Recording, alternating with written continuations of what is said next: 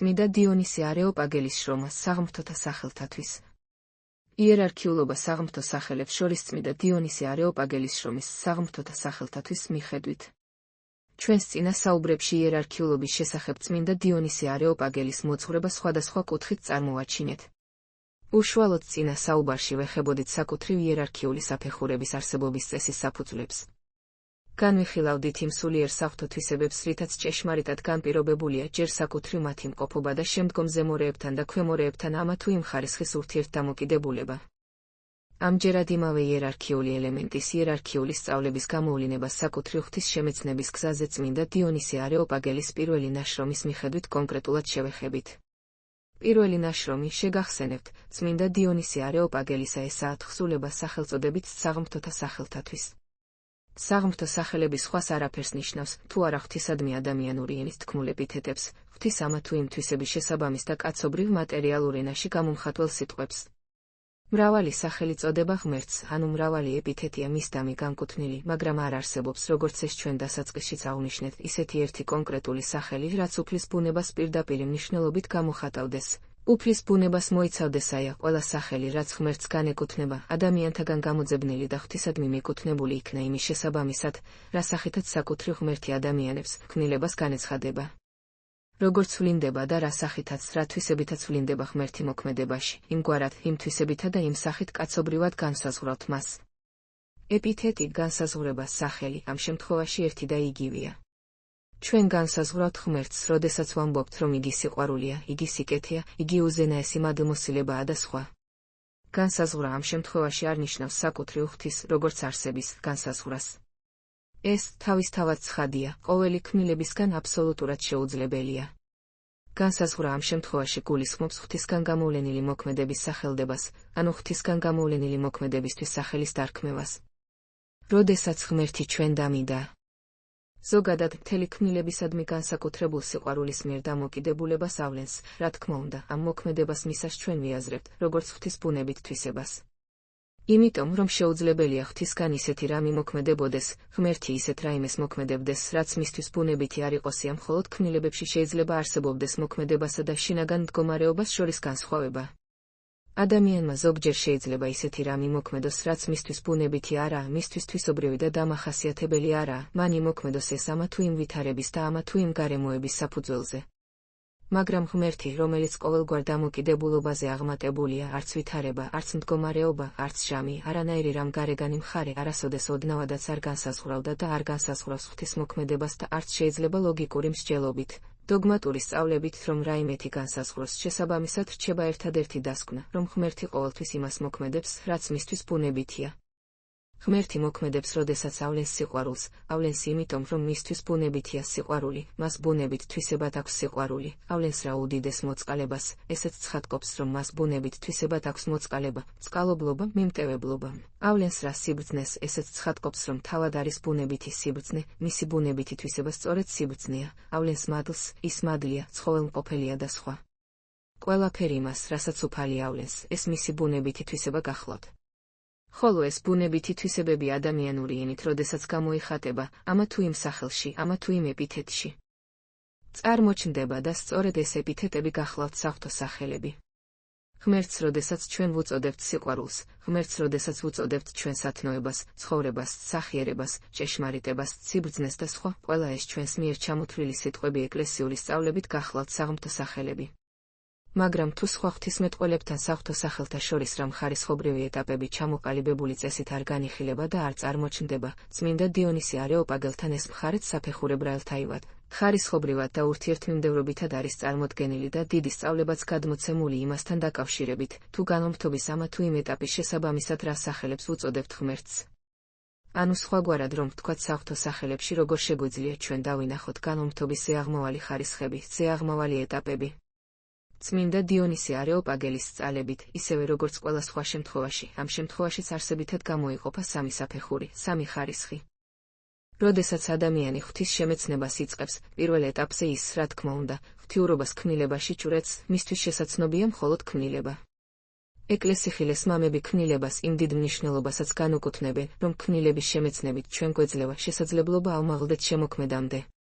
თუ კი გავაცნობიერებთ, რომ ის გარემო, სადაც ჩვენ ცხოვრობთ, ის საგნები, რომლებსაც ჩვენ ვეხებით, რომლებითაც ჩვენ სარგებლობთ, ან და რომლებსაც უბრალოდ ვხედავთ და ვერ ვწვდებით, ყოველივე ეს ქმნილება, ხოლო ამის გაცნობიერება მათი ბუნებიდანვე შეიძლება, რადგან რასაც ჩვენ ვხედავთ, რასაც ჩვენ ვჭვრეთ, ამ სამყაროში ყველაფერი არის შედგენილობის მქონე. უნდა დავასკვნათ, რომ შედგენილობის მქონე უეჭველად აგებულია, ვიღაცამ შეადგინა ისაი, ეს შედგენა ხდება, ჩვეულებრაელთა ეკლესიური სწავლებით 4 სტიქიონისგან და რამდენადაც შედგენილობის მქონე აუცილებლად თავის შემდგენელს გულისხმობს, თავის დამბადებელს, თავის შემქმნელს გულისხმობს, აქედან გამომდინარე უეჭველია, რომ ქმნილების განჭვრეტა ერთ-ერთი უჭეშმარიტესი გზაა, თუ ჩვენ კვლავ აღვნიშნავთ, მართებულად ვჭვრეთ ქმნილების ბუნებას, შემოქმედამდე ამაღლებისა.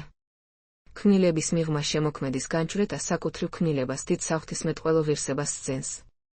და ესაა განმთობისკენ, ღვთისშემეცნებისკენ მავალი პირველი ეტაპი, პირველი საფეხური, როდესაც ჩვენ ღმერთს ქმნილებაში ვჭვრეთ. მაგრამ ამ დროს შემეცნების ამ საფეხურზე, ესე იგი იმ საფეხურზე, როდესაც ღმერთს ქმნილებაში ვჭვრეთ, რა თქმა უნდა, ქმნილების ყველა ნაწილი შესაქმეში და ამ სამყაროში არსებული ყოველი ნივთი, ყოველი საგანი ღვთიურობის ნიშნით აღბეჭდილად წარმოგვიჩნდება და ეს მართლაც ასეა, და ვხედავთ რა მათში საღვთო შემოქმედების კვალს, ღვთის ქმნილებაში გამოვლინების კვალს, ღმერთამდე ავამაღლებთ ჩვენ ცნობიერებას და ყოველ მათგანს სიმბოლურად ღვთის სახელად წარმოვაჩენთ.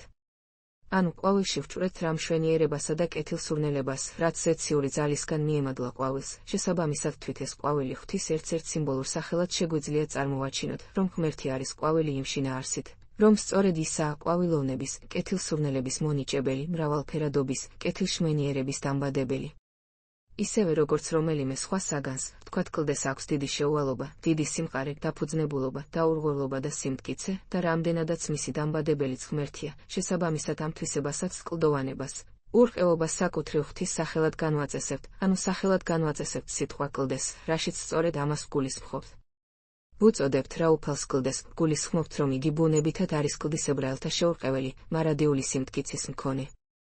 რა თქმა უნდა, კლდის თუქვის შეურყევლობა უსასრულოდ კნინობითია საღვთო შეურყევლობასთან შედარებით, მაგრამ ადამიანს ყოფიერ სახეებზე უფრო მეტად სხვა რამ მონაცემებით მატერიალურ სიტყვაში ზეციური დიდებულების გამოხატვა არ ძალუძს.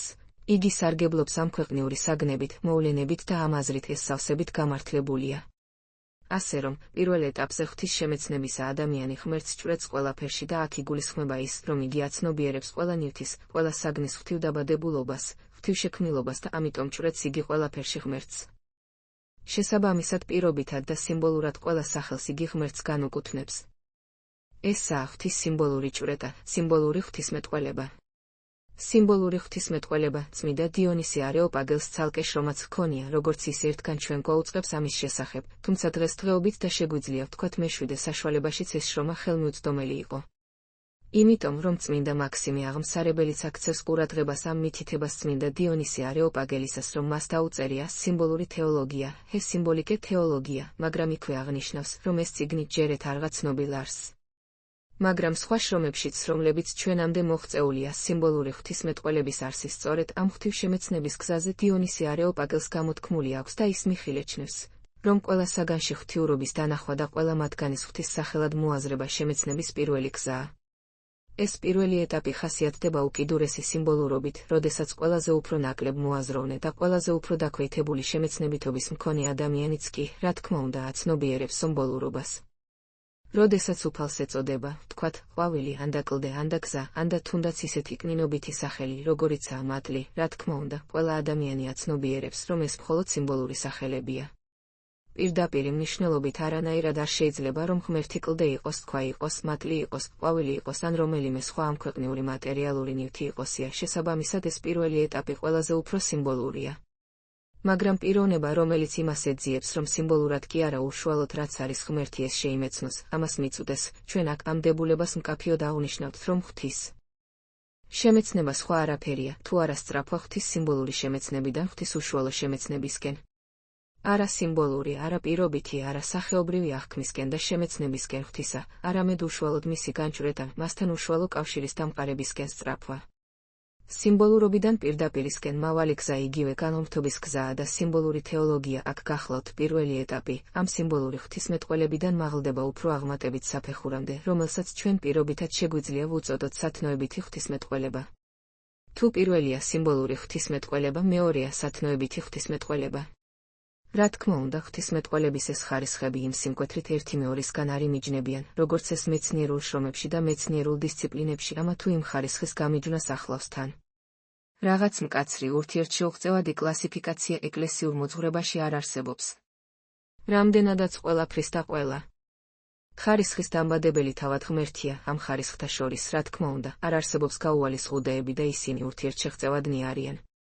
სათნოებითი ღვთისმეტყველებაც, რა თქმა უნდა, უკავშირდება სიმბოლურ ღვთისმეტყველებას, მაგრამ მაინც ცალკე მონაცემად, ცალკე ხარისხად, ცალკე სინამდვილედ წარმოჩნდება, რადგან ამ მეორე ხარისხამდე ასული ღვთისშემეცნებელი გონება ღმერთს უკვე მოიაზრებს არა იმგვარი უკიდურესად სიმბოლური სახელებით, რაც ამა თუ იმ მატერიალურ ნივთს უკავშირდება, არამედ უფრო ზოგადი სათნოებითი თვისებების მიხედვით, რომ ღმერთი არის სიყვარული, სიკეთე, ცხოველმყოფელობა, თუნდაც სინათლე და ასეშემ. სინათლეს თავისი მატერიალიზებული სახეც აქვს და ჩვენ შეგვეძლო გვეთქვა, რომ ის იმ პირველ ნაწილში, იმ პირველ საფეხურში შედის, რასაც სიმბოლური თეოლოგია ეწოდება.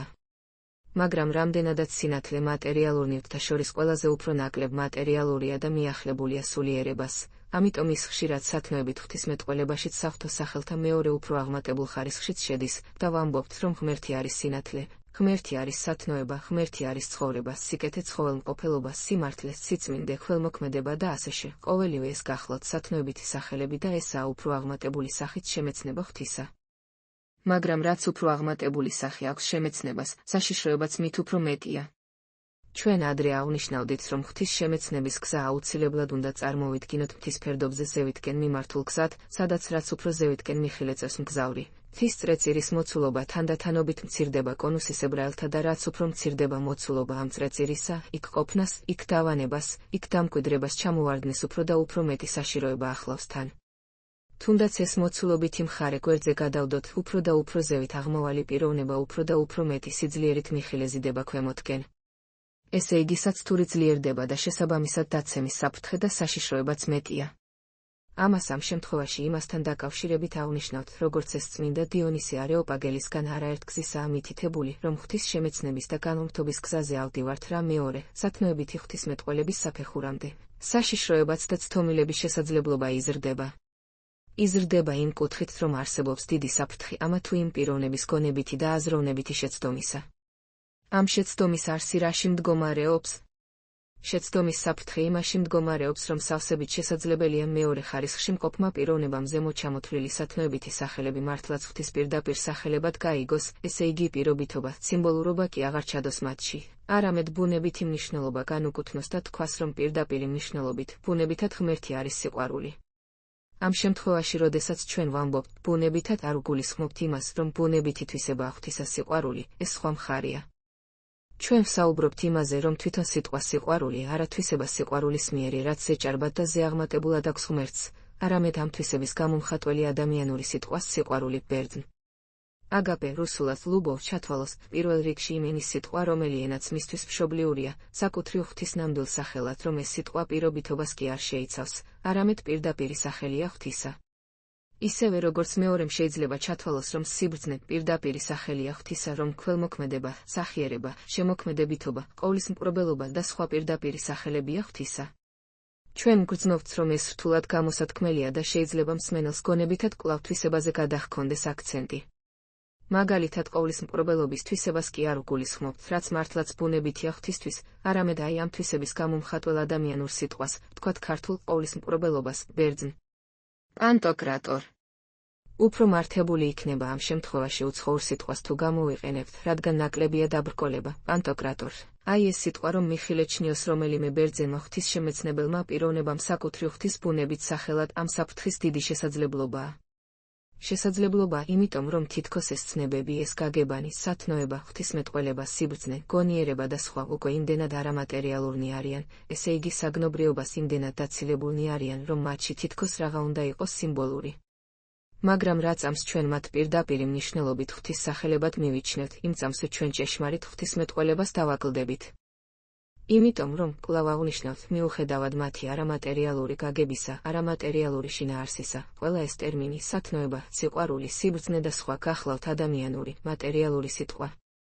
ხოლო არათუ მატერიალური, თვით ანგელოზებრაელთავი რაიმე სიტყვაც კი, რაც არ უნდა ის აღმატებული შინაარსისა იყოს, არათუ ნაწილობრივ, ოდნავადაც კი და უსასრულოდ აცილებითაც კი საღვთო ბუნებისგან ვერანაირი ალბათობითაც კი ოდნავადაც ვერ დაიტევს საღვთო ბუნების ჭეშმარიტებას პირდაპირი გაგებით. საღვთო ბუნება, კვლავ აღნიშნავთ, უსასრულოდაა ყველაფერზე და ყოველივეზე აღმატებული. ამიტომ მეორე ეტაპზე ასვლისას ადამიანური გონება კვლავ უნდა ფრთხილობდეს და იქეთკენ უნდა იყოს მიმართული, რომ ეს სიტყვებიც მართალია პირველი ხარისხის სახელებზე გაცილებით ნაკლებ სიმბოლურნი არიან, მაგრამ ისინიც პირობითნი არიან, ისინიც სიმბოლურნი არიან, რომ ისიც არ არიან პირდაპირი სახელები ღვთისა. აი ეს გაგება, ეს აზრი არ უნდა შემცირდეს, ეს აზრი არ უნდა დაკნინდეს პიროვნების გონებაში, ისწრაფვის რა იგი ღვთისკენ.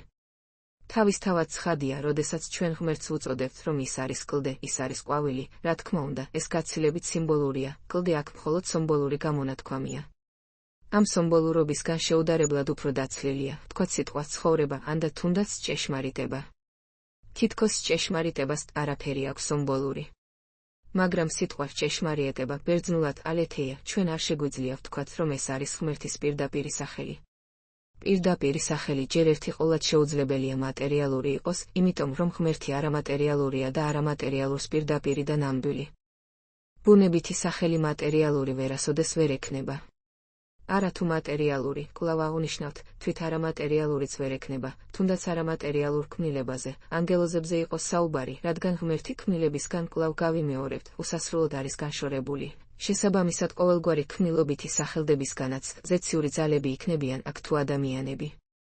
ეს ერთი მხარეა და მეორე გახლავთ ის, რომ ამ სახელების ღვთისადმი პირდაპირი მნიშვნელობით განკუთვნე იმას უნდა გულისხმობდეს ჩვენთვის, რომ ამ სახელს მატერიალურობა აღარ უნდა ჰქონდეთ, ხმოვანება აღარ უნდა ჰქონდეთ და მეტიც არ უნდა ითარგმნებოდეს ერთი ენიდან მეორეზე. თუ ზალეთეია პირდაპირი სახელია ღვთისა, მაშინ რატომ ვთარგმნით ჩვენ მას ქართულად როგორც ჭეშმარიტება? თარგმნა ხდება მხოლოდ იმისა, რაც არ შეიძლება რომ ერთადერთი და უნიკუმი იყოსია, რადგან ითარგმნება ესა თუ ის სახელი, ამით აუცილებლად ის საბუთდება და ის ცხადდება, რომ ეს სახელი კი არაა ღვთის ბუნებითი ეპითეტი, არამედ ამ სახელის შიგნით მოაზრებული შინაარსი ღვთიურ თვისებასთან ახლოს მდგომია, იმიტომ რომ ღმერთმა ეს თვისება ჩვენს წინაშე გამოავლინა. კვლავ გრძელდება აღმასვლა ადამიანისა, რომელიც აცნობიერებს პირობითობას, სიმბოლურობას თვით მეორე ხარისხისასაც კი სათნოებითი ღვთისმეტყველებისასაც და ადამიანი, ასეთი კვალიფიკაცია შეგვიძლია მივცეთ ჩვენ წმიდა დიონისე არეოპაგელის სწავლებას. ადის მესამე საფეხურამდე, რომელსაც დოგმატური ღვთისმეტყველება ეწოდება, რომ ღმერთი არის ერთი, ერთარსება, სამპიროვანი, მამა, ძეს სულიწმინდა, განკაცება და სხვა. მაგრამ ამ ეტაპზე ყოფნისასაც ასევე უნდა აცნობიერებდეს ნებისმიერი ჩვენთაგანი, რომ შინაარსის გამომხატველი სიტყვები და არათვით შინაარსი აქაც სიმბოლურია. კვლავ აღნიშნავთ შინაარსი იმ პირველ ეტაპზეც კი, რომელიც უკიდურესად სიმბოლურია, იქაც საღვთოა და ბუნებითია. როცა ვამბობთ, რომ კლდე არის ღმერთი და ამაში იმას გულისხმობთ, რომ კლდისებრაელთა ურყევობა და შეუძრელობა აქვს მას, ეს აზრი, ეს განმარტება და ეს შინაარსი ღვთისადმი სავსებით ჭეშმარიტი და მარადიულია. მაგრამ საკუთრივ ადამიანური სიტყვა კლდეა სიმბოლური. ასევე სიმბოლურია, კვლავ აღნიშნავთ, ადამიანური სიტყვა ჭეშმარიტება ბერძნულად ალეთეია, აი ამ თანხმოვნების და ხმოვნების კრებული და იგივე ითქმის დოგმატურ სახელებზეც. ჩვენ ვამბობთ ღმერთზე, რომ ის ერთია, მაგრამ პირდაპირი მნიშვნელობით ის ერთიც აღარაა. ისევე როგორც პირდაპირი მნიშვნელობით ღმერთი არ არის სიყვარული, ის იმდენად აღმატებული სიყვარულია, რომ ადამიანური სიტყვას სიყვარული ოდნავადაც ვერ დაიტევს მას. კვლავ აღნიშნავთ, თუ ადამიანურმა სიტყვას სიყვარულმა ღმერთი, ღვთიური თვისება დაიტია, მაშინ ეს სიტყვა ყოფილა ღმერთი. იმიტომ რომ ვინცაა დამტევნელი ისაა ღმერთი. ხოლო ღვთიური ბუნების უსასრულობა ყოვლად შეუძლებელია რაიმემ. დაიტიოსია, ამიტომ უბრალოდ უაღრესად კნინობითი მინიშნებაა ნებისმიერი სიტყვა, თუნდაც ყველაზე აღმატებული და ყველაზე აბსტრაქტული იმ ჭეშმარიტ მდგომარეობაზე, რაც საღვთო ბუნებაშია. სიტყვას სიყვარული ჩვენ მიგვანიშნებს, არა გვისაბუთებს, არა შემოიცავს, არა დაიტევს, არამედ მხოლოდ მიგვანიშნებს, აჩრდილის ებრაელთა განგვიკრთობს ჩვენს თვალთა წინაშე იმ უზენაეს თვისებას, იმ მოგიზგიზე სიყვარულის და ზეჭარბით რფიალებითი სავსეობის ვითარებას, რაც საღვთო ბუნებაშია. ასევე, როდესაც დოგმატურ საფეხურზე ჩვენ ვამბობთ, რომ ღმერთი არის ერთი, იმდენად აღმატებული ერთებაა ღმერთი, რომ თვით სიტყვა ერთი მხოლოდ მიგვანიშნებს აქეთკენ. მატერიალური სიტყვა ერთი ბერძნულად ჰეის ორდანავადაც იმ უზენაეს ერთებას, იმ მხოლოობას ვერ დაიტევს. თუნდაც ტერმინი ერთარსება. ეს ტერმინი რომ ღვთის ბუნებითი სახელი იყოს, მაშინ ეს სახელი მარადიულად უნდა ჰქონდეს ღმერთს და რა თქმა უნდა, მე-4 საუკუნეშიც წმინდა ათანასე ალექსანდრიელი არ იქნებოდა მისი დამამკვიდრებელი და ყველა ენაზე ერთი დი იგივე იქნებოდა, იმიტომ რომ უხრწნელი, მარადიული ღვთიურობის დამტევნელი სახელი, რა თქმა უნდა, არ იქნებოდა ჯერ მატერიალური ხმოვანებოსა, არ იქნებოდა გარკვეულ ეპოქაში შემუშავებული და არ დაექვემდებარებოდა თარგმნას. ამიტომ ყველა დოგმატური სახელიც, კვლავ როგორც მატერიალურნი, ადამიანური ენითნა სიტყვი, კვლავ პირობითია, კვლავ იმას გვაუწყებს, რომ მხოლოდ მინიშნება იმ უზენა ესისა. იმდენად აღმატებული ერთებაა ღმერთი, რომ ამას ადამიანური სიტყვა ვერ დაიტევს, მაგრამ მიანიშნებს კი. იმდენად აღმატებული სამებაა ეს ერთი ღმერთი, რომ სიტყვა სამება ამას ოდნავადაც ვერ დაიტევს, მაგრამ მიანიშნებს კი, რომ ის მდგომარეობა ჩვენთვის საგრძნობი იყოს და ჩვენ ღვთიურმცოდნეობაზე დაკლებულნი არ ვიყოთ. ამიტომ ამბობს წმინდა დიონისე არეოპაგელი, რომ კვალად მუნვე აღვალთ, ესე იგი უფრო დავწინაურდებით სიმაღლეში და ვიტყვით, რომ არცა ერთ არს, ესე იგი არც ერთ არ არის, არცა არა ერთ არს, არც არა ერთი არ არის. აი ესაა სწორედ დადებითი და უარყოფითი ტერმინებით ღვთისმეტყველება, რაც ასევე ცენტრალურია წმინდა დიონისე არეოპაგელის სწავლებაში.